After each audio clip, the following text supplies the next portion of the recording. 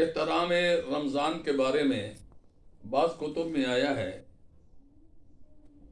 کہ اللہ رب العزت کے پیارے بندے غوث سمدانی شہباز لامکانی قطب ربانی محبوب سبحانی سیدنا شیخ عبد القادر جیلانی شیر خارگی کی عمر تھی کہ گیلان میں 29 شعبان المعظم کی عصر کے بعد بارش برسنے لگی اور کہیں سے سورج کئی آسمان تک نظر نہیں آتا تھا. تو صبح کو بعض لوگوں نے روزہ رکھا اس لیے کہ پچھلا 30 کا تھا تو اب 29 کا ہونا چاہیے اس اندازے سے. بعض لوگوں نے نہیں رکھا کہ چاند نظر آیا نہیں تو لہٰذا روزے کی ضرورت ہی نہیں, چاند دیکھیں گے تو روزہ رکھیں گے. صبح آپس میں جب یہ احباب ملے روزہ رکھنے والے اور نہ رکھنے والے, انہوں نے وجہ پیش کی کہ اسی لیے کہ پچھلا 30 کا تھا, اب ہمارے اندازے میں 29 کا ہے تو چاند نظر آ گیا ہے لہٰذا ہم نے روزہ رکھا ہے. انہوں نے کہا نہیں کہ تم نے غلط کیا ہے کہ تم نے مطلب شعبان میں ہی رمضان کا روزہ رکھ لیا ہے. تو جب یہ اختلاف تھوڑا سا بڑا شرعی بات تھی تو یہ مسئلہ دریافت کرنے کے لیے جمع ہو کر وقت کے فقیہ حضرت سیدنا ابی موسیٰ صالح جو حضرت شیخ جیلانی رحمت اللہ تعالی علیہ کے والد گرامی تھے, ان کی دروازے پر حاضر ہوئے. وہاں آ کر پتہ چلا کہ خادمہ نے بتایا کہ آپ گھر پر تشریف فرما نہیں ہیں, آپ کیسے آئے ہیں؟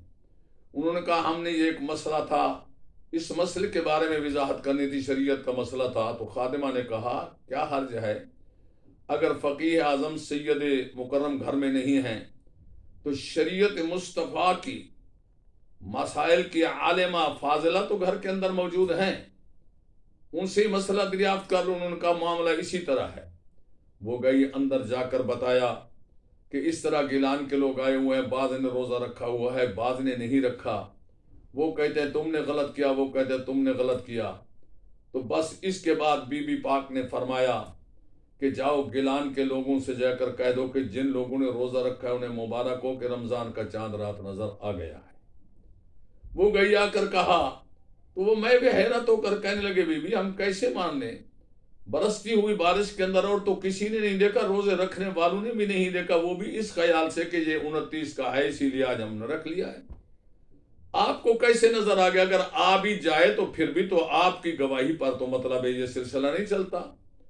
تو بی بی پاک نے خادمہ کو بتایا بات تمہاری بھی درست ہے, دیکھا میں نے بھی نہیں ہے, لیکن معمول کے مطابق میں نے تہجد کی نماز کے بعد رات کے پچھلے پہر جب اپنے بیٹے عبد القادر کو اپنے سینے سے لگایا, اس نے دودھ پیا, اس کے بعد ہم سو گئے. صبح کی نماز کے بعد جب اٹھے نماز پڑھی تلاوت سے فارغ ہوئے تو میں نے بچے کو دودھ پلایا, میرے بچے نے نہیں پیا.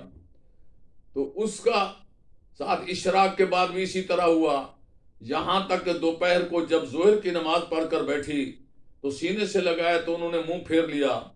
میں والدہ تھی, ماں تھی, دل میں کھٹک سی پیدا ہوئی کہ نہ جانے میرے بچے کو کوئی تکلیف تو نہیں ہے, کیا کوئی ایسی بات تو نہیں ہے کہ جو بتانے کے قابل بھی نہیں ہے, بول بھی نہیں سکتا. میں نے اسے سینے سے لگا کر دودھ دینے کی کوشش کی, بچے نے منہ پھیرا تو ہاتف غیبی سے ندا آئی, عبد القادر کی اماں پریشان ہونے کی ضرورت نہیں ہے, تیرا بچہ بالکل صحیح و تندرست ہے, اسے کوئی تکلیف نہیں ہے, کسی تکلیف کی وجہ سے نہیں بلکہ رات رمضان المبارک کا چاند نظر آ گیا ہے, اس کے احترام میں تیرا بیٹا آج تیرا دودھ نہیں پی رہا کہ سحری کے وقت پیا, اب شام کو ہی پیے گا. اندازہ کرو کہ یہ نہیں کہ ان پر روزہ فرض تھا, وہ مکلف تھے, معصوم تھے, لیکن آج ان کے لیے لمحہ فکریہ ہے. جو جناب والا تسلسل سے کہتے ہیں پیر 11ویں والے جناب والا ہمارے بڑے پیارے پیر ہیں, بے شک پیارے پیر ہیں جناب, صرف 11ویں والے کے 11ویں منانے سے ہی کام نہیں بنتا. ان کی محبت رمضان المبارک سے اتنا تھی, انہوں نے آنے والے اپنے غلاموں کو یہ درس دیا ہے کہ روزہ رکھنا ضروری ہے ہر عاقل بالغ اور جناب اللہ غیر مریض پر. ہاں عذر شرعی اگر ہے تو الگ بات ہے, اور اس نے بتایا کہ میں اس عمر میں بھی اگر روزہ نہ بھی رکھ سکوں تو کم از کم روزے کا احترام تو کرو. یہاں تو کوئی احترام نہیں ہے, جس کا جی چاہتا ہے ہوٹلوں کے پیچھے چلا جاتا ہے، کناتوں کے پیچھے مرضی سے کھاتا ہے پیتا ہے، وہ سمجھتا ہے کوئی نہیں دیکھ رہا، حالانکہ اللہ تو دیکھ رہا ہوتا ہے۔ تو ہمیں احتیاط کرنی چاہیے، روزے کا احترام ضروری ہے۔